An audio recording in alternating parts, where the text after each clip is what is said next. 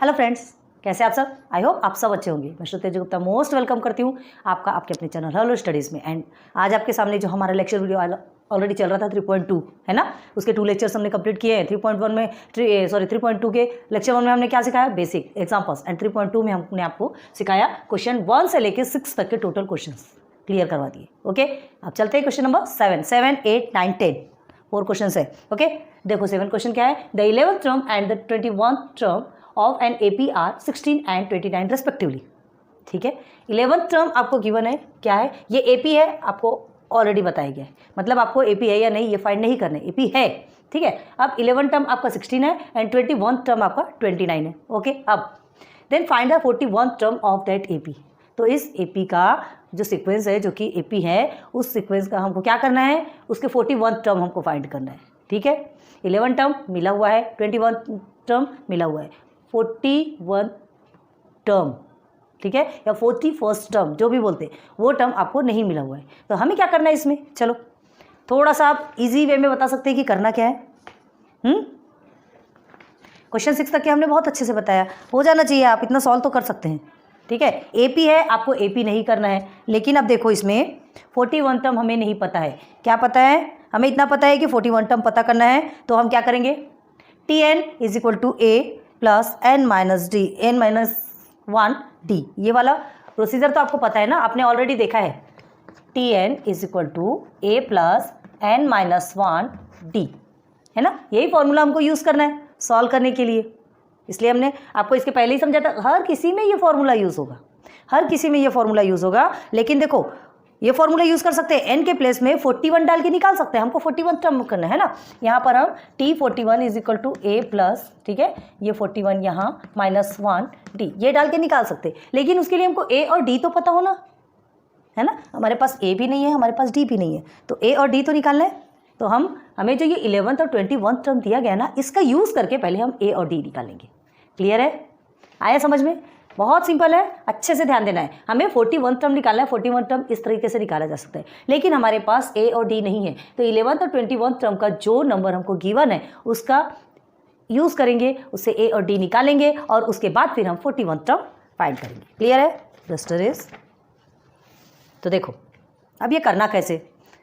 देखो आपको क्या दिया है?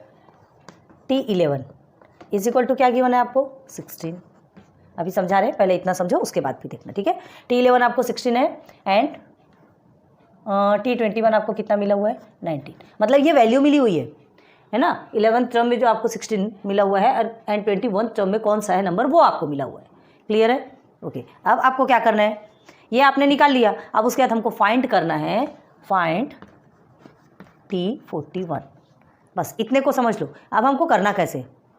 T11 निकालना है, तो सबसे पहले एक बार वही फॉर्मूला यूज़ करके T11 निकालेंगे, फिर वही फॉर्मूला यूज़ करके T29 निकालेंगे। जब ये दोनों का में से इक्वेशन निकल आएगा ना, तो वो दोनों इक्वेशन को हम क्या करेंगे पता है? यहाँ पर आएगा आपका, आप चले जाएंगे first linear equations, simultaneous equation, पता है ना आपको। तो साइमल्टेनियस प्रोसीजर से ये दोनों के जो भी इक्वेशन आएंगे उनको सॉल्व करेंगे। उससे हमको सॉल्व करने से A एंड D फाइंड होगा। एक या तो पहले A फाइंड होगा या D फाइंड होगा, जो भी होगा वो हम बाद में देखेंगे। तो वो जो फाइंड होगा उसे किसी भी एक इक्वेशन में रखेंगे, तब हमको D भी मिलेगा।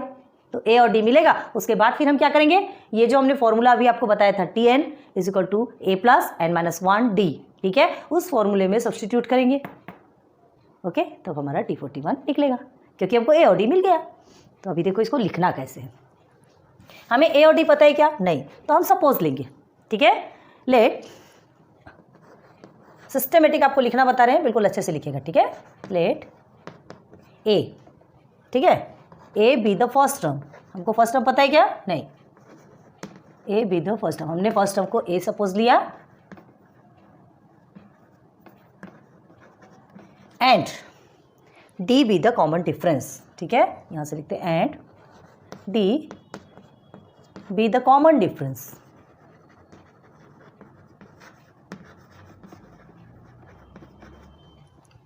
किसमें? Of the AP। क्योंकि आपको पता है कि ये AP है, जो भी सीक्वेंस होगा हमें नहीं पता, वो AP है। AP इन द सेंस जिसमें कि जो नंबर्स है जिनके जो दो कंसेक्यूटिव नंबर्स के बीच का जो डिफरेंस है वो सेम है, कांस्टेंट है, इसलिए वो एपी है। तो ये एपी ऑलरेडी गिवन है, हमको एपी फाइंड करने की ज़रूरत नहीं है ना। तो ए हमारा फर्स्ट टर्म, डी हमारा कॉमन डिफरेंस किसमें, ये एपी का। ठीक है, अब हमें क्या करना है, वी नो दैट एक एक क्वेश्चन हम सॉल्व करवा रहे हैं, एक भी क्वेश्चन हमने नहीं छोड़ा है। इवन आपको एक्स्ट्रा क्वेश्चंस भी बता रहे हैं, प्लीज़ बहुत ध्यान दीजिए और अपने फ्रेंड्स को भी बताइए जिनके पास नहीं है, क्योंकि हर कोई आपको पूरे पूरे क्वेश्चंस के आंसर्स नहीं बताता। ठीक है, और कोई आपको बताएगा भी तो स्पीडली बता के निकाल देगा, एक या दो बता करके, बाकी को स्पीडली बता करके हटा देगा, या तो फिर आपको होमवर्क दे दिया जाता है। लेकिन हमने आपको पूरे के पूरे क्वेश्चंस बताए, लेकिन प्रॉमिस आपसे ये ले रहे हैं कि हम जो पूरे क्वेश्चंस बताते हैं तो कुछ क्वेश्चंस आप देखिए, कुछ को आप खुद से सॉल्व कीजिए, फिर उसके बाद हमारे वीडियो से जा करके मैच कीजिए। क्या है, अपनी कॉन्फिडेंस हमारे अंदर जो होता है ना, वो तभी निकलता है जब हम उस चीज़ को पहले से खुद से सॉल्व करते हैं। क्लियर है? फिर गलत होता है तो मैं वीडियो तो है ही है। ठीक है, चलिए, we know that T N is equal to A plus N minus 1 D. ठीक है, तो अब देयरफॉर फर्स्ट को लेंगे, यहाँ हमने पहले जो गिवन है वो नहीं लिखा। ठीक है, चलो लिखते हैं। यहाँ given T11 is equal to, हमने रफ में लिखा था ना आपका, यहाँ बोल गया T11 इज इक्वल टू 16। ठीक है, T21 इज इक्वल टू 29 और यहाँ लिखेंगे फाइंड T41। ठीक है, इज इक्वल टू, सॉरी हाँ, फाइंड 41 टर्म, ये हमें फाइंड करना है, T41 फाइंड करना है, ये हमको गिवन है। ठीक है, उसके बाद हमने ए और डी क्या लिया, ए हमने फर्स्ट टर्म लिया, डी हमने कॉमन डिफरेंस लिया, और फिर हमको पता है कि ये जो फॉर्मूला है तो इस फॉर्मूले पे हम क्या करेंगे, टी एन, सबसे पहले हम ये निकालेंगे T11। तो एन क्या है यहाँ पर, 11 है, तो T11 is equal to A plus N की जगह में 11 लिखेंगे -1, बहुत ध्यान दो इसे, D. Okay, therefore T11 is equal to, अब यहाँ तो ये लिखा है ए के प्लेस पे कुछ नहीं, 11 के प्लेस, ये 11 - 1 और डी के प्लेस पे कुछ नहीं। क्यों? क्योंकि हमें ए और डी नहीं पता, वही निकालना है। तो चलो देखते हैं, ए प्लस 11 - 1 कितना होता है 10, और ये हो गया डी। क्लियर हो गया? तो T11 क्या निकला आपका, ए प्लस डी, T11 ए प्लस डी। एक मिनट, हमने T11 लिखा, लेकिन T11 की जो वैल्यू है ना, T11 की वैल्यू तो हमको ऑलरेडी गिवन है, तो हम T11 की वैल्यू क्या लिख सकते हैं, यहाँ पे 16 लिख सकते हैं ना। T11 की वैल्यू 16 है, तो हम 16 लिख दिए। ओके, अब देखो ये इसको इक्वेशन कैसे बनाना है। 16 is equal to A plus 10d, ये आपका फर्स्ट इक्वेशन आया। इसको हम सही तरीके से लिखना हो, इक्वेशन फॉर्म करना है सही तरीके से, तो कैसे लिखेंगे, ये देखो, इसे इक्वल ऐसे लिख दिया और ये इक्वेशन नंबर 1 बन गया हमारा। ऐसा भी लिख सकते, क्यों नहीं लिख सकते, ये इक्वल के दोनों इसे ट्रांसफर कर देते। अब यहाँ पे आपको माइनस माइनस करने की जरूरत थी, हमने क्या किया, इसे एक अच्छा सा लुक देने के लिए इसे इस तरीके से रखा। आपने साइमल्टेनियस इक्वेशन पढ़ा है ना, तो a plus 10d is equal to 16 हो गया सिस्टमेटिक। ये हो गया आपका इक्वेशन नंबर 1 लिख सकते हो आप। अब उसके बाद ऑल्सो, अभी हमने एक का निकाला, किसका, T11 का, अब हमें किसका निकाला है, T21 का। Okay, also T21 is equal to A plus क्या है, n की जगह में हम 21 लिखेंगे। अभी हम फॉर्मूला नहीं लिख रहे, एक बार हमने फॉर्मूला लिख दिया, उसी फॉर्मूले से ये दोनों को भी सॉल्व करते, T11 एंड T21। ठीक है, तो 21 - 1d। ठीक है, अब ये T21 क्या है, आपको क्या मिला, T21 29 मिला है। ठीक है, नाउ a प्लस 21 - 1 20d। अब इसे भी अच्छे से लिख लेंगे, a प्लस 20d, देयरफॉर कर लीजिएगा 20d इज इक्वल टू 29। ये हो गया आपका सेकेंड इक्वेशन। हुआ क्या क्लियर, समझ में आ रहा? थोड़ा सा हमें स्पेस की प्रॉब्लम होगी, हमारे साथ कोऑपरेट कीजिएगा प्लीज़। ठीक है, यहाँ तक कि अच्छे से समझ लो। पहले हमने T11 निकाला, फिर T29 निकाला, सिर्फ एक फॉर्मूले के बेस पे। अब ये जो फर्स्ट इक्वेशन और जो सेकेंड इक्वेशन मिला है, इसे हम क्या करेंगे, सब्ट्रैक्ट करेंगे। इक्वेशन ये जो 1 है, 2 से हम सब्ट्रैक्ट करेंगे, कोई से भी इसे करो। ठीक है, तो सब्ट्रैक्टिंग इक्वेशन 1 फ्रॉम 2, फ्रॉम लिखे हो, फ्रॉम 2 मतलब वो 2 का इक्वेशन आपको ऊपर आएगा, जो भी फ्रॉम लिखते हो उसका इक्वेशन आपको कहाँ लिखना है, ऊपर में लिखना है। ठीक है, तो सब्ट्रैक्टिंग इक्वेशन 1 फ्रॉम 2, यहाँ करें क्या, दिखना चाहिए आपको अच्छे से। Now subtracting equation 1 from 2। ठीक है, वी गेट, हमने बताया था वी गेट लिखना चाहिए, पहले से बताया था हमने। ठीक है, तो क्या मिलेगा हमको, इक्वेशन 1 फ्रॉम 2, ये 2 ये आ गया आपका, therefore a plus 20d is equal to 29, ये आपका 2 है। किससे करना है, किसको करना है, a plus 10d is equal to 16, ठीक है। सब्ट्रैक्टिंग इक्वेशन फ्रॉम 2, याद रखो जो हाँ फ्रॉम लिख रहे हैं टू, जो भी नंबर लिखोगे तो वो नंबर आपका ऊपर आना चाहिए। चलिए सब्ट्रैक्ट करना है इसे, तो सब्ट्रैक्ट करना है तो ये माइनस होगा, तो ये माइनस माइनस, ये माइनस प्लस, ये भी माइनस हो जाएगा, माइनस प्लस ये भी माइनस हो जाएगा। साइन कैसा चेंज होता है आपने ऑलरेडी पढ़ा हुआ है, ठीक है। तो चलो 29 में 16 को माइनस करोगे, 9 में 6 माइनस करते तो आपका कितना होता है 3, 2 में 1 को किया तो 1, ओके। अब इसमें आप माइनस कीजिए तो 10d आएगा। अब ये और ये आपका cut, plus minus minus cut हो गया, ओके। अब 13 और इधर 10d, तो हमको क्या करना है, d की वैल्यू लेना है, तो 13/10 d की वैल्यू मिल गई, therefore d is equal to 13/10। एक की वैल्यू मिल गई, d की वैल्यू मिल गई। हमने क्या कहा था आपको कि T41 निकालना है, तो T41 निकालने के लिए a और d की तो वैल्यू चाहिए, तो हम T11 और T21 की जो भी वैल्यू हमको मिली हुई है उसका यूज़ करके हमने पहले d निकाला। अब हमारा क्या निकलेगा, a, ठीक है, इन the sense first term, in the sense first term निकलेगा। ये d हमारा क्या है, कॉमन डिफरेंस, ठीक है। तो आप इसे डेसिमल में भी कर सकते हो, आपकी मर्जी, और नहीं तो मत कीजिए, ये वैसे भी कट जाता है, टेंशन वाली बात नहीं है, ठीक है। यहाँ तक आ गया, यहाँ हमने ये फाइंड कर लिया d, अब हमको क्या करना है, a फाइंड करना है। तो क्या करेंगे अब ये जो subtract d is equal to 13 - 10 है ना, इसको सब्ट्रैक्ट करेंगे अब इक्वेशन 1 से, ठीक। अभी क्या किए, ये 1 को 2 से किए, अब इक्वेशन 1 से इसको सब्ट्रैक्ट करेंगे। चलो करो सब्ट्रैक्टिंग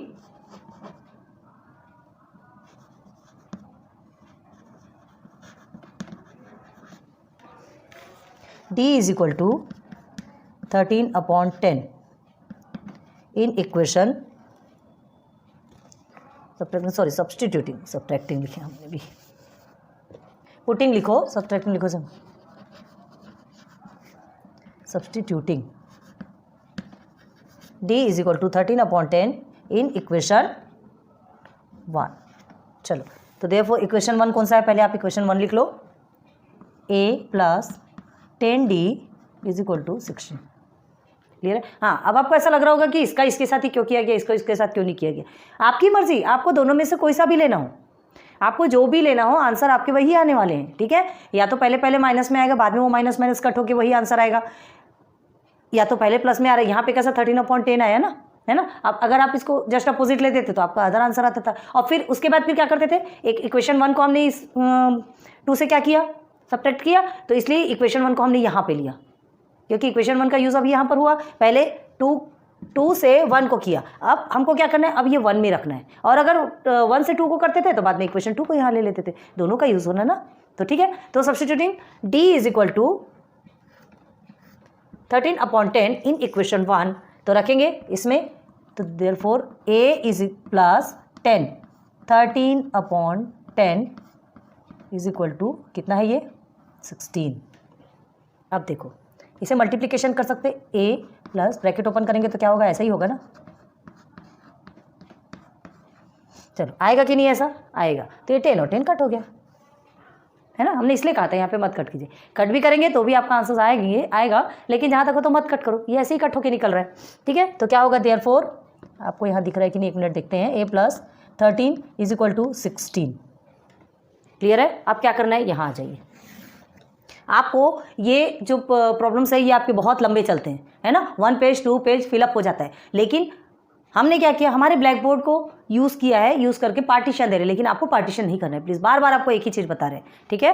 पहले क्लियर दिख रहा कि नहीं, आप बताइए, कमेंट सेक्शन पे बताते जाइए कि आपको क्लियर दिखता है कि नहीं, हमने जो भी बनाया है ना। यहाँ नीचे कभी कभी नहीं दिखता होगा आपको, तो प्लीज़ कमेंट सेक्शन पे बताइए, कभी ऐसे गलतियाँ होती है तो, क्योंकि क्या है, हम एक बार वीडियो बना देते तो पूरी वीडियो को रिपीट करके देखना पॉसिबल नहीं होता, थोड़ा थोड़ा हम देख लेते हैं, लेकिन हो सकता है कि कभी कोई ऐसा पार्ट छूट गया जो हम नहीं देख पाया और वहीं पर गलती हो गई, तो प्लीज़ एक हेल्प कीजिए, कमेंट सेक्शन है जिसमें आप हमारी हेल्प कर सकते हैं, हमें भी हेल्प की बहुत ज़रूरत है और आपकी हेल्प की बहुत ज़रूरत है, आपके मोटिवेशन की ज़रूरत है, आपके लिए वीडियो बना रहे हैं तो प्लीज़ हमारी हेल्प तो कर सकते हैं, आप इतना सा तो काम कर सकते हैं, ठीक है। देन अब आइए, देयरफॉर आप क्या है, a plus 13 is equal to 16, तो 13 को हम इधर ले लेंगे, है ना, हमको a की वैल्यू मिल रहा है, a इज इक्वल टू क्या होगा 16, 13 प्लस में तो इधर आके minus, therefore a is equal to कितना हो जाएगा 3, कितना इजीली निकला, a is equal to 3 in the sense क्या हो गया 3 फर्स्ट टर्म, फर्स्ट टर्म आपका 3 है, डी जो कॉमन डिफरेंस है 13/10 है, ठीक है। और अब आपको क्या चाहिए, आपको निकालना है 41 टर्म। अब निकालोगे 41 टर्म, ठीक है। तो देखो नाउ देयरफॉर लिख लो, therefore A is equal to 3 and D is equal to 31/10, ठीक है। नाउ T41 अब हमको निकालना है ना, T41 term is equal to, direct हम वैल्यू सब्सटीट्यूट करें, ए डी नहीं लिख रहे हैं, ए की वैल्यू 3 है प्लस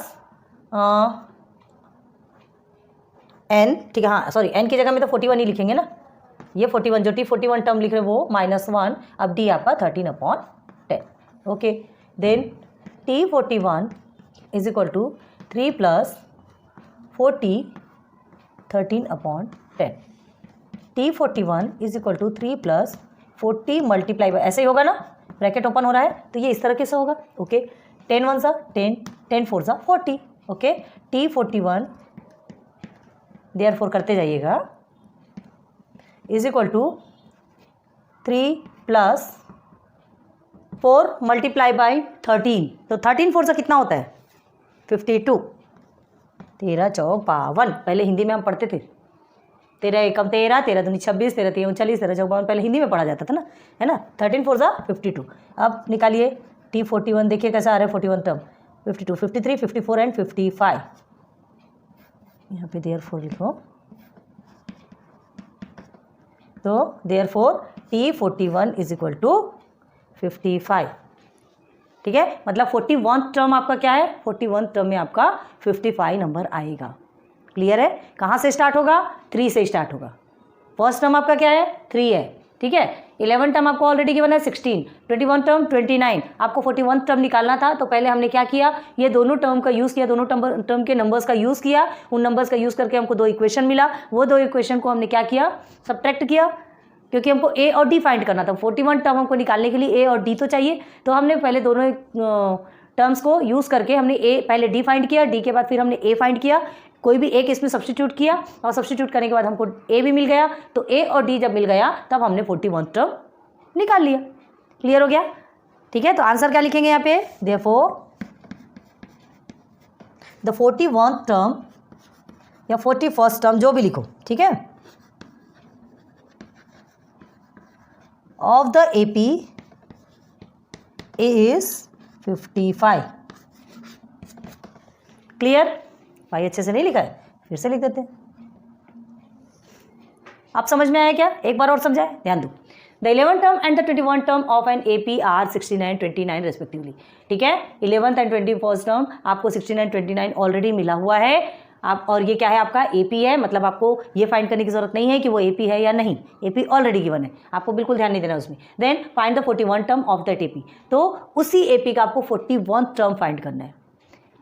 11वां नंबर का और 21वां नंबर का मिला हुआ है, 41वां नंबर का हमको फाइंड करना है। तो ये फाइंड 41वां नंबर का हमको फाइंड करने के लिए हमको क्या चाहिए, ए और डी चाहिए, है ना। फर्स्ट टर्म चाहिए और उसके बाद फिर कॉमन डिफरेंस चाहिए, जो कि दोनों के हमारे पास नहीं है। तो कम से कम 11th और 21 टर्म का नंबर्स तो हमारे पास है, एटलीस्ट उन नंबर्स का तो यूज़ कर सकते हैं, उनका यूज़ करके हम कुछ तो निकाल सकते हैं कि बाद में हमको ए और डी मिल जाए। तो क्या किया हमने, हाँ हमें पता है ये फॉर्मूला हमें अच्छे से मालूम है, तो इस फॉर्मूला का यूज़ किया। तो सबसे पहले हमने T11 निकाला, तो T11 क्या किया हमने, a plus 11 minus D, T11 n11 ही है ना, यहाँ पे n11 है। तो अब ये T11 की वैल्यू फिर हमने रखी, पहले कभी वैल्यू नहीं रखोगे तुरंत, पहले T11 लिखो और फिर उसके बाद ये लिखो, उसके बाद फिर आप T11 क्या है वो बताओगे, क्लियर है। तो 16 इज इक्वल टू क्या होगा a, और ये हो गया 10d।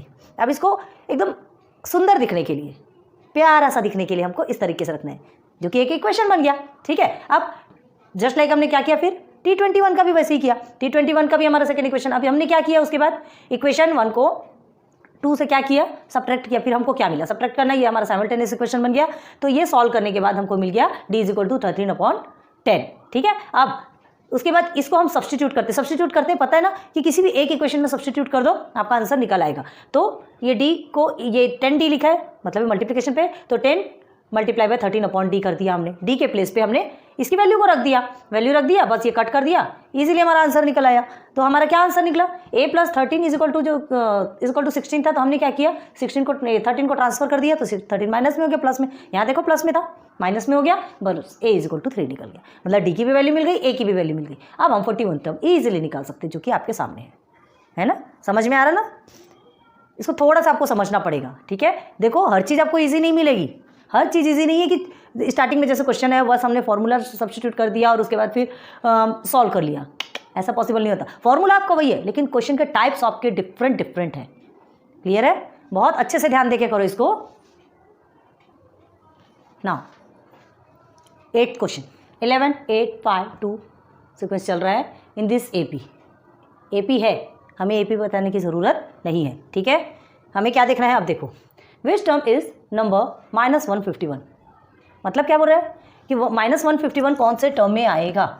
जैसे नहीं क्या ए जो है आपका फर्स्ट टर्म में आ रहा है, ये सेकंड टर्म में आ रहा है, ये थर्ड टर्म में आ रहा है, तो वैसे कौन से टर्म में -151 आएगा, यही फाइंड करना है हमको, ठीक है। तो ये कौन से टर्म में आएगा ये नहीं पता हमको, तो हम इसे ही क्या बोलेंगे, चलो तुम tn बन जाओ, ये tn की वैल्यू बन गई, मतलब ये नंबर इसकी लास्ट नंबर समझ लो जो भी बनना है, ठीक है। tn = 151 बन गया। अब आपको निकालना है, क्या निकालना है, टर्म निकालना है, ठीक है, नंबर निकालना है, n निकालना है आपको, कौन से नंबर पे आएगा ये निकालना है -151। तो क्या करोगे आप, गिवन एपी आपको पता है, सॉल्यूशन में देखो कैसे लिखते हैं, गिवन एपी इज, यहाँ लिखते हैं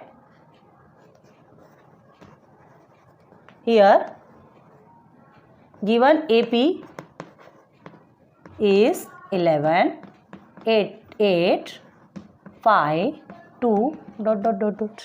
बढ़ाते जाएंगे, ठीक है। एंड a = 11, ठीक है, एंड d = क्या आएगा, d = क्या आएगा, d = T2 माइनस, चलो इसे हम पूरा भी लिख देते हैं आपको थोड़ा सा, a = T1 = 11, ऐसा भी लिख देते हैं, आपको कन्फ्यूजन नहीं होना चाहिए। अब उसके बाद फिर यहाँ निकालो d = T2 minus T1 = T2 आपका 8 है, T1 आपका 11 है, ओके। तो क्या होगा 8 - 11 आपका आता है -3, ठीक है। तो देयरफॉर d = कितना निकला -3, a = 11, d = -3। क्लियर, समझ आ गया यहाँ तक के। अब हमें क्या करना है, a भी मिल गया d भी मिल गया, हमें क्या निकालना है कि -151 कौन से टर्म में है, हमको टर्म फाइंड करना है, ठीक है। तो देखो देयरफॉर यहाँ देखना है आप, let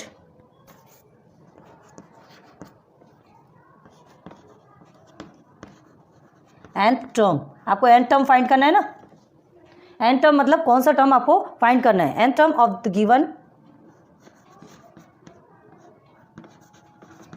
the given A P B -151, ठीक।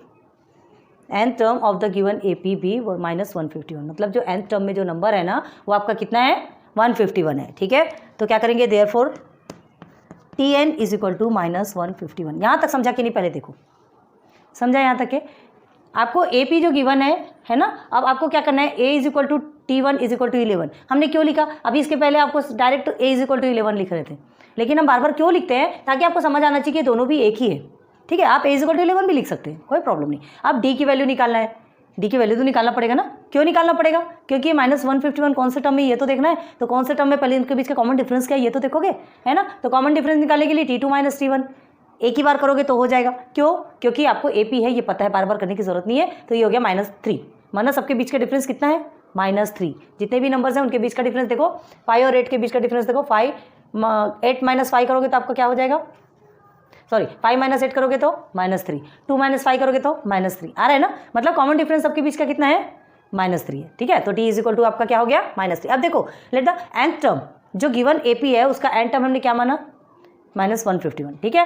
nth टर्म में जो भी नंबर है उसको 151 माना, तो ठीक है tn = हमने -151 कर दिया, tn की जो वैल्यू, tn के प्लेस पे जो वैल्यू है वो हमारी 151। क्लियर हो गया, यहाँ तक के समझा। आप आगे देखो, बट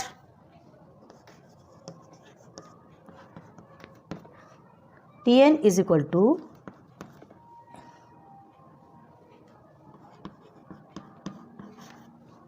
ये वाला फॉर्मूला यूज़ करना है ना, चलो tn क्या है आपका -151, ए की वैल्यू क्या निकली आपकी 11 प्लस एन आपको नहीं पता, वही निकालना है ना, टर्म निकालना है -1। डी क्या है आपका -3, इसे भी हम ब्रैकेट में लिखेंगे।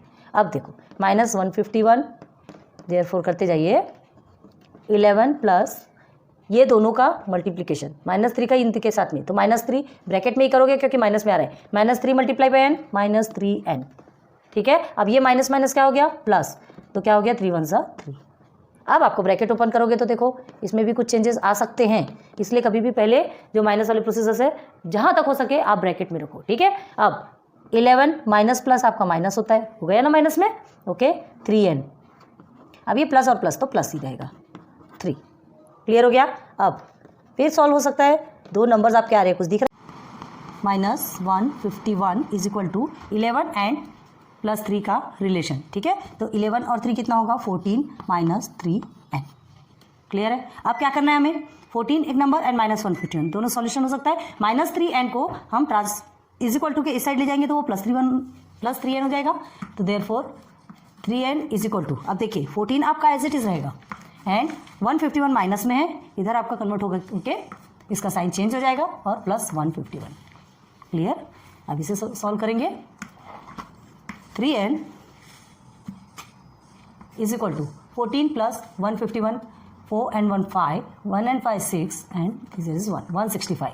क्या निकालना है हमें, n in the sense n जो टर्म है ना, -151 कौन से टर्म है, जैसे ये आप ये सीक्वेंस है, इस सीक्वेंस में -151 कौन से टर्म में आता है, तो ये देखिए अभी कैसे निकलता है 165। अब हमें ये जो 3 है मल्टीप्लिकेशन पे है, यहाँ जाकर के वो डिवाइडेशन पे हो जाता है, हमें n के पास से इसे भगाना है। क्यों भगाना है, क्योंकि हमें सिर्फ n चाहिए, हमें 3n नहीं चाहिए। 3 को हटाएंगे तो ये डिवाइडेशन पे चला जाएगा। अब सॉल्व कीजिए इसे, हम साइड में करते हैं, 165 डिवाइडेड बाई 3, 3 1 3, 3 5 15, अगेन 3 5 15, कितना आ गया 55।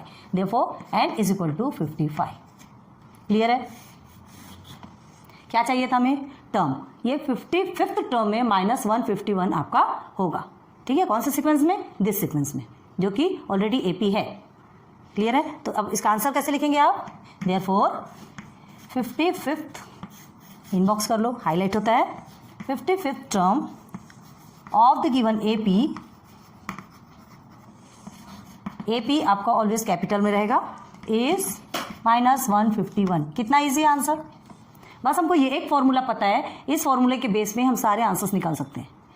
क्वेश्चन के टाइप्स अलग हैं, कभी आपको डी कॉमन डिफरेंसेस निकालना है, कभी आपको क्या निकालना है, फर्स्ट टर्म निकालना है, कभी टीएन आपको कभी वैल्यू दी रहेगी, टीएन की वैल्यू दी है तो आपको एन टर्म निकालना है, जो कि हमने अभी निकाला। ठीक है, और इसके पहले क्या था, टर्म दिया था, हमको वैल्यू निकालना था। बहुत सारे क्वेश्चन ऐसे। ये क्वेश्चन नंबर 8 कंप्लीट हुआ, बहुत ईजी है, समझ में आया होगा। ये इस तरह के क्वेश्चन हमने आपको एग्जाम्पल में भी सॉल्व करवाए थे। ठीक है, चलिए करिए, फिर नेक्स्ट देखते हैं। Question 9, in the natural numbers from 1 to 250 how many are divisible by 4। मतलब आपको नंबर्स भी बता दे, 10 से लेकर 250 के बीच के कौन से कितने नंबर्स हैं जो कि 4 से डिविजिबल है। ठीक है, अब बहुत से ऐसे नंबर्स हैं, जैसे देखिए 2 डिजिट नंबर से आप 10 से अगर स्टार्ट करते हैं, 10 11 12 13 14, इस तरह से आप नंबर लेकर के चलते हैं। ठीक है, अब उसके बाद फिर सीधे लेंगे 244 245 246 247 248 249 250, यहीं तक के लेना है। ये आपका एंड टर्म आपका ये 250 तक का लास्ट टर्म आपको बता दिया गया, और 10 से लेके 250 तक है। मतलब फर्स्ट टर्म आपका क्या रहेगा, यहाँ पे फर्स्ट टर्म आपका ये देखिए 12 दिया है आपको, लेकिन आपका क्या, आपसे क्या पूछा जा रहा है कि in the natural numbers from 10 to 250 how many are divisible by 4। ठीक है, तो आप क्या करेंगे, डिविजिबल बाय 4 लेंगे तो आपका जो ए है, जो फर्स्ट टर्म है, जो 4 से जो डिविजिबल है वही तो आपका फर्स्ट आएगा ना। तो सबसे पहले कुछ नंबर्स तो आपको मालूम है, 12 मालूम है, 12 to 14, उसके बाद फिर 20, ये सब चीज़ें मालूम है आपको। लेकिन बड़े नंबर्स के लिए टेस्ट ऑफ डिविजिबिलिटी ऑफ 4 पता है क्या आपको, बहुत सारे ऐसे जो बड़े नंबर्स रहते हैं वो 4 से डिवाइड होते हैं। ये कैसे फाइंड किया जाता है, अगर उसके पीछे के 2 डिजिट क्या होते हैं, 4 से डिवाइड होते हैं, तो वो बड़ा नंबर एनी हाउ डिवाइड होगा। अब देखो जैसे ये 250 है, 250 में 50 को लो, 50 4 से डिवाइड होता क्या, नहीं होता, तो ये 4 के टेबल में नहीं आएगा। 49 भी नहीं होता, 48 होता है 4 1 4 4 2 Z है ना, 4 12 48 होता है, मतलब 248 4 से डिवाइड होगा। 47 भी नहीं होगा, ठीक है। और 46 होता क्या, नहीं होता, 45 ही नहीं होता, 244 होता है, 44 होता है तो 244 भी डिवाइड होगा। टेस्ट ऑफ डिविजिबिलिटी ऑफ, अगर आपको मालूम होगा ये रूल तब आप इजीली सॉल्व कर सकते हैं, ठीक है। और 2 डिजिट के तो आपको बहुत सारे मालूम है। तो चलो, लेकिन हमको क्या फाइंड करना है, how many are divisible by 4। Example में भी ये क्वेश्चन हमने ऑलरेडी सॉल्व करवाया आपको। तो इसको लिखना कैसे समझेंगे। छोटे नंबर हमने क्या करना है, छोटे नंबर आपको पता है, बड़े नंबर आपको पीछे के 2 डिजिट नंबर देखो, पीछे के 2 डिजिट नंबर अगर 4 से डिवाइड होते हैं मतलब वो नंबर भी आपका 4 से डिवाइड होगा। क्लियर हो गया यहाँ तक। अब देखो तो नंबर कैसे आएगा, तो नंबर देखना है हमको, ठीक है। तो सॉल्यूशन कैसे निकालेंगे, अब निकालते पहले आपसे क्या पूछ रहे हैं, नेचुरल नंबर। नेचुरल नंबर कहाँ से स्टार्ट होता है, 1 से स्टार्ट होता है, ठीक है। तो क्या लिखेंगे, solution the natural number from 10 to 250, ठीक है। Divisible by 4 are. इसे हम रब करते हैं क्योंकि ये तो हमने आपको समझाने के लिए बताया था, है ना। सीक्वेंस में कैसे लिखना है ये देखो, तो कौन कौन से, चलो बताओ। सबसे पहले तो 12 है ना, 4 3 ज़ा 12, आपसे 10 से 250 के बीच में हो रहा है तो 10 के बाद तो 12 आएगा। 4 3 ज़ा 12, 4 4 ज़ा 16, 4 5 ज़ा 20, 4 6 ज़ा 24, ऐसा ही आएगा ना, ऐसे ही आएगा। और फिर ऐसा करते करते करते और कौन सा आएगा, 244 एंड 248। क्लियर है ना। आपका फर्स्ट टर्म 10 नहीं होगा, याद रखना, 4 के डिविजिबल बोल रहा है तो अब आपका फर्स्ट टर्म क्या कहलाएगा, 12। क्लियर है, फर्स्ट टर्म हमारा 12 कहलाएगा। और हमको कॉमन डिफरेंस निकाला, तो कॉमन डिफरेंस आपका क्या आएगा, ऑब्वियसली 4 आएगा भाई, 4 का डिविजिबल है तो 4 4 का ही डिफरेंस होगा ना, 4 4 का ही डिफरेंस होगा। अब आपको TN क्या मिला हुआ है, TN आपको ऑलरेडी मिला हुआ है 248। आपको पूछा गया ना 248, मतलब जो नंबर है nth टर्म में जो नंबर है वो 248 है, मतलब आपको TN ऑलरेडी मिला हुआ है, ठीक है। तो क्या लिखेंगे, but the above sequence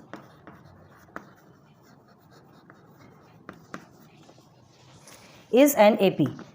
AP है, एरिथमेटिक प्रोग्रेशन है विथ, देखिए A इज इक्वल टू क्या है यहाँ पे 12, ठीक, and D is equal to T2 minus T1 करेंगे। डायरेक्ट हम 4 भी लिख सकते हैं, लेकिन आपको कन्फ्यूजन दूर करने के लिए देखिए 16 माइनस 12 इज इक्वल टू क्या होगा, 16 आपका T2 है, T1 आपका 12 है, इज इक्वल टू 4। तो D इज इक्वल टू 4 आ गया, ठीक है।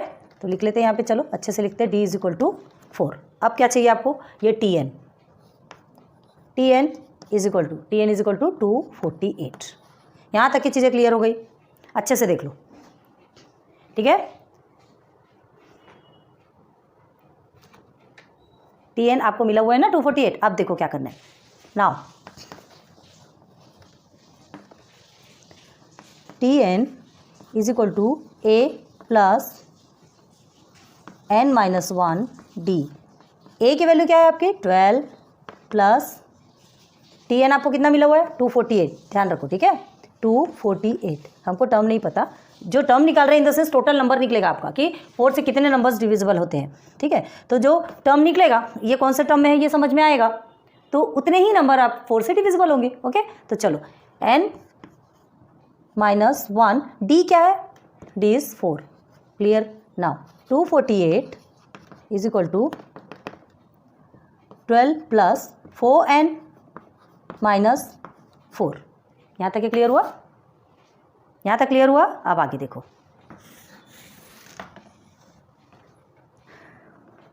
देयरफॉर 12 माइनस 4 कितना होता है, 12 माइनस 4 होता है हमारा 8। चलो 248 इज इक्वल टू 12 माइनस 4, हमने ये इसके साथ में लिया ना, और प्लस में आंसर आएगा क्योंकि बड़े डिजिट के आगे प्लस है, ठीक है। एंड ये प्लस 4n को हम एज इट इज़ लिख देंगे। अब आगे आ जाइए, थोड़ा प्लीज़ हमारे साथ कोऑपरेट कीजिए हमारे ब्लैक बोर्ड के लिए, ठीक है। आपको सीधे पूरे लंबे लंबे लिखते जाना है, जितनी पेजेस भरने दीजिए, उससे इफेक्ट नहीं होता ना। अब देखो क्या करना है, ये जो नंबर है इस नंबर के साथ में सॉल्यूशन इसका हो सकता है। 4n को हम एज इट इज़ रखते हैं, 248 minus 8 is equal to 4n। क्यों हमने माइनस में लिया, क्योंकि इक्वल के इस साइड आएगा तो वो माइनस में होगा, प्लस है ना, क्योंकि 8 यहाँ पर प्लस में है, यहाँ आके माइनस, तो ये हो गया आपका 240 इज इक्वल टू 4n। अब ये आप सॉल्व कर सकते हैं, हमको n की वैल्यू निकालना है तो ये 4 को हटाना पड़ेगा, तो ये 4 मल्टीप्लिकेशन पे तो डिवाइडेशन पे चला गया, देन 4 1 ज़ा 4।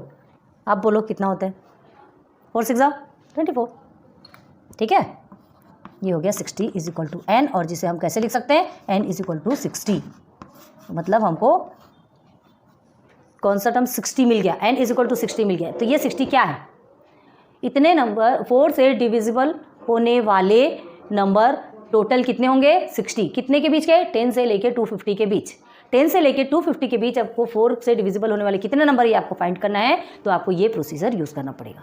क्लियर हो गया। तो आंसर इसका कैसे लिखेंगे, यहाँ लिखते हैं, therefore there are 60 natural number, ठीक है, from 10 to 250 which are divisible by 4। Clear हो गया, इजी, समझ में आ रहा है। देखो हमने बहुत अच्छे से समझाया था, एग्जाम्पल में भी सेम क्वेश्चन था आपका, लेकिन हाँ थोड़ा सा चेंज हो गया कि अब 10 to 250 पूछा, उसमें डायरेक्ट पूछा था कि 4 से डिविजिबल कितने नंबर्स हैं, वो भी 2 डिजिट, ठीक है, एंड 5 से डिविजिबल 3 डिजिट नंबर पूछा था, याद कीजिए। अब इसमें कुछ नंबर्स दे दिए, सॉल्व तो वही है आपको प्रोसीजर, लेकिन बस इतना ध्यान रखना है कि 10 to 150 तो आप 10 को क्या नहीं मानेंगे, फर्स्ट टर्म नहीं मानेंगे। आपसे 4 से डिविजिबल पूछ रहा है, मतलब 4 से डिविजिबल आपका 12 है, तो 12 आपका एक कहलाएगा, इन द सेंस फर्स्ट टर्म कहलाएगा। क्लियर हो गया। अच्छे से देख लीजिए इसे एक बार। चलिए क्वेश्चन नंबर 10 3.2 का लास्ट क्वेश्चन, ठीक है। In an AP 17th term is 7 more than it's 10th term, 17th term is 7 more than 10th term, कैसा होगा, 17th term is 7 more than 10th term, ये 17th term 7 more than 10 term, मतलब ये इसके बराबर होगा, ये इतना पूरा होगा तब ये 1 होगा, समझ आ गया है ना, ऐसा इक्वेशन बनेगा। क्लियर हो रहा। तो हमको देख क्या करना है, 17 टर्म और 10th टर्म तो पहले फाइंड करना है, 17 टर्म और 10th टर्म फाइंड करना है, तब हमको समझ में आएगा कि 7 मोर कितना ज़्यादा है। हमें ना तो हमको कोई नंबर, हाँ इन एन AP है, ये आपको पता है, AP पता है, आपको फाइंड द कॉमन डिफरेंस, आपको कॉमन डिफरेंस उसमें से निकालना है, कॉमन डिफरेंस को फाइंड करना है आपको। फर्स्ट टर्म इसमें दिया नहीं, 17 टर्म है और 10th टर्म है, 17 टर्म 10th टर्म से साथ जाता है। क्लियर हो गया। तो ये चीज़ हमको पता है, तो हम इसका आंसर लिखेंगे कैसे, देखो हमको फर्स्ट टर्म भी नहीं पता, ठीक है, कॉमन डिफरेंस भी नहीं पता, तो सबको हम क्या ले लेंगे, D और A, मतलब लेट, वही लेते हैं ना, let A be the first term, let A be the first term, okay, A को फर्स्ट टर्म मान लिया, and D be the common difference,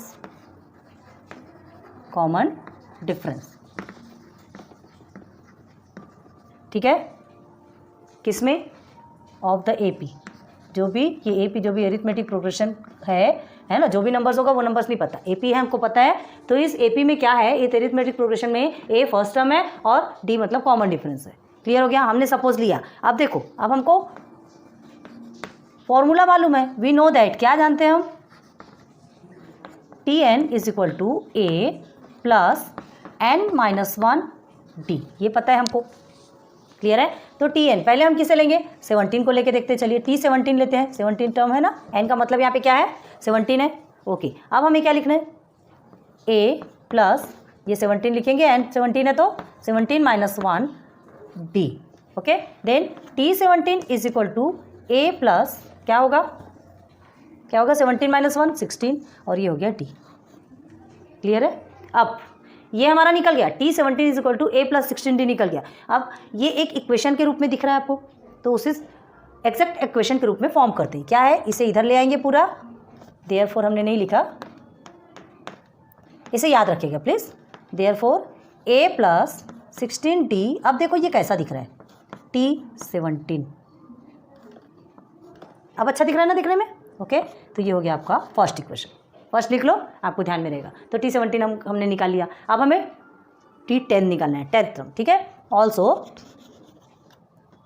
T10, अब हम फॉर्मूला नहीं लिख रहे, एक बार फॉर्मूला लिखा, अब दोनों का हम निकाल रहे हैं, ठीक है। T10 is equal to A plus 10-1 D, है ना। तो therefore T10 is equal to A plus 9 90। 10 - 1 9 होता है, ये हो गया 90। क्लियर है? अब हमें क्या करना है, जैसे हमने इसे सिस्टम से लिखा, जैसे इसे सुंदर बनाने के लिए, अच्छा दिखने के लिए इसे लिखा, बस वैसे ही इसको भी लिखना है। तो लिखेंगे देयरफॉर a + 9d = T10। ये आपका कौन सा इक्वेशन बन गया? सेकेंड इक्वेशन बन गया। समझ आ गया?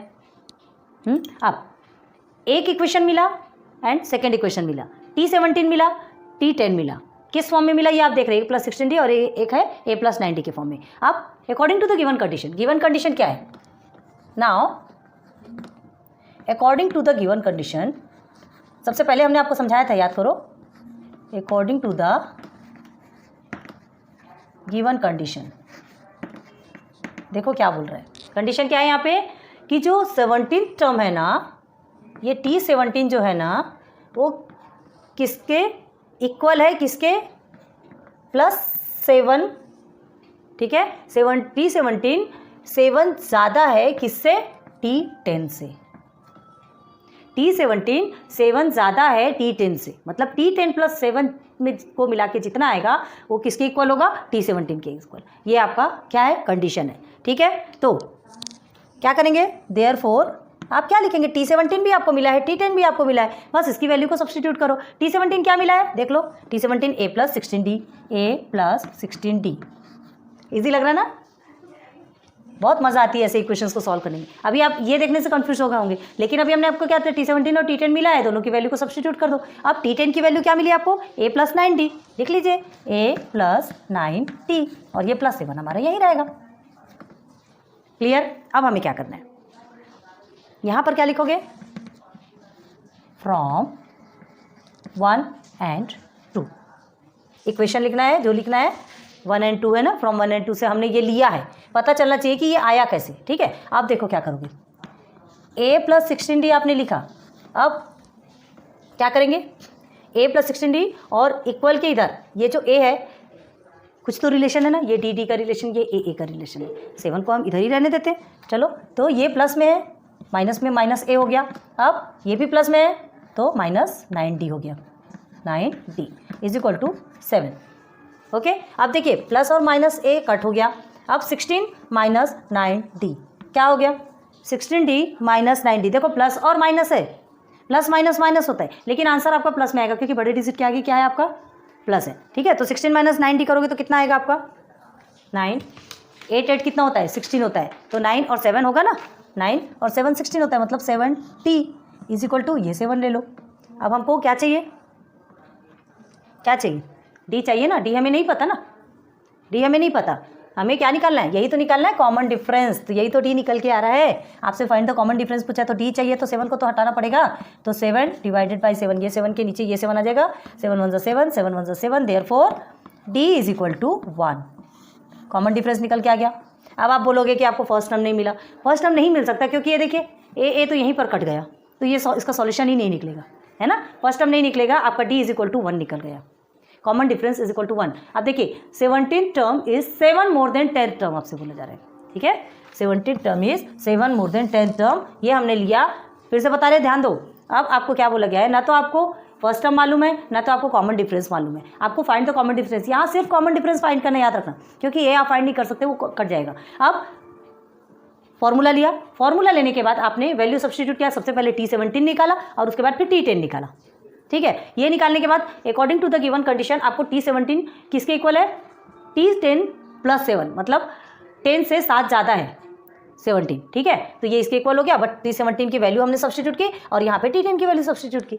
अब जो क्या किया हमने, चाहते तो हम यहीं कट कर सकते थे, आपको यहीं से बता सकते थे। ठीक है, लेकिन आपको कन्फ्यूजन नहीं होना, इसलिए हमने ये एक स्टेप एक्स्ट्रा लिया है। क्या हुआ, इसे इक्वल के इस साइड लेंगे तो ये माइनस में कन्वर्ट हो गया, माइनस माइनस कट हो गया, एंड 16 - 9d के लिए तो हमने 70 आ गया। ठीक है, ये 7 इक्वल में हो गया। अब उसके बाद डी की वैल्यू निकल गई, 7/7 = 1 कट हो गया, तो डी = 1 हो गया। तो क्या लिखेंगे, देयरफॉर आंसर क्या लिखेंगे? द कॉमन डिफरेंस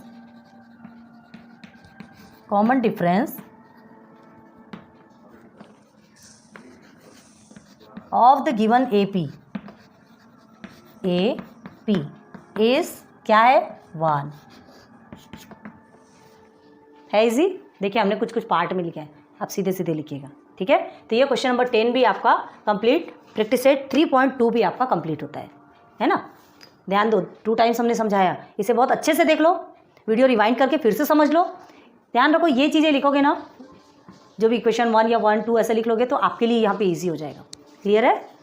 चलो नोट डाउन करो। तो आज आपका प्रैक्टिस सेट 3.2 का टोटल क्वेश्चन नंबर 1 से लेकर 10 तक के हमने कंप्लीट कर दिया। आपका प्रैक्टिस चैप्टर जो आपका 3 चल रहा है, 3.1 भी कंप्लीट हो गया, 3.2 भी कंप्लीट हो गया। ओके, फिर नेक्स्ट लेक्चर लेके आएंगे 3.3, जो भी क्वेश्चन होगा। लेक्चर 3 में आपके 3.2 चले, लेक्चर 1 2 3 3 लेक्चर चले 3.2 के लिए। ज़रूरी है धीरे धीरे करके अच्छे से समझाना। स्पीडली भागने से आपको ना तो आपको समझ में आएगा, ना ही हमें इंटरेस्ट आएगा। धीरे धीरे समझाएंगे, अच्छे से आपको समझना है। और प्लीज़ समझ के खुद से रिवाइज कीजिए, अच्छे से उसे बार बार प्रैक्टिस कीजिए। बार बार नहीं तो एटलीस्ट 2-3 टाइम्स प्रैक्टिस कर सकते हैं, ताकि आपके माइंड में जाके सेट हो जाए। ओके, हमें भी अच्छा लगेगा।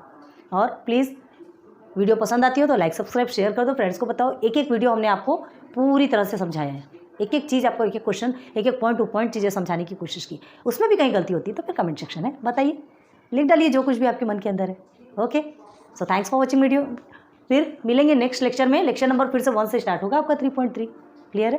Thank you.